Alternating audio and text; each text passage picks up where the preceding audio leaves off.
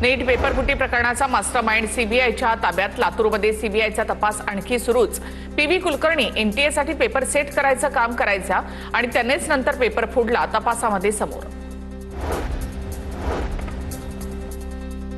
नीट परीक्षा रद्द झाल्यामुळे 3 विद्यार्थ्यांनी टोकाचा पाऊल उचललं. नैराश्याच्या भरात 3 विद्यार्थ्यांच्या आत्महत्या. दिल्ली, राजस्थान आणि गोव्यामध्ये विद्यार्थ्यांनी आत्महत्या केल्याची माहिती.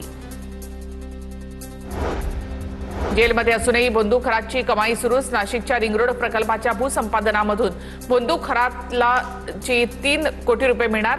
गवळणे परिसरामध्ये बंदूक खरात आणि त्याच्या पत्नीला मिळणार भूसंपादनाचा मोबदला.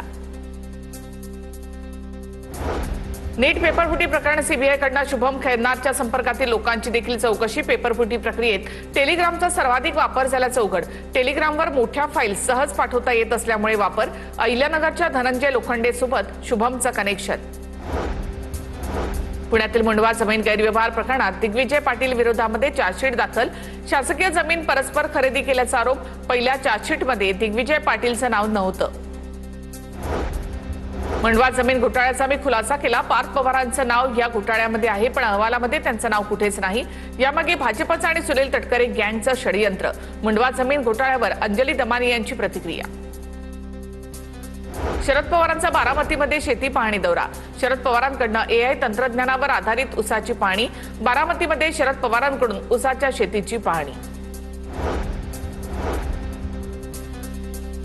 अशिक्षित लोकांना सत्तेमध्ये बसू नका. नीट प्रकरणावरून संगीतकार विशाल ददलानी यांचा संताप. विचार करून मतदान करा.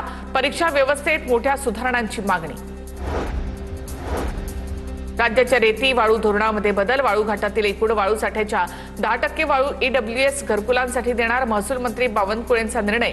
याआधी उत्खननामधील 10% वाळू देण्याचा निर्णय होता.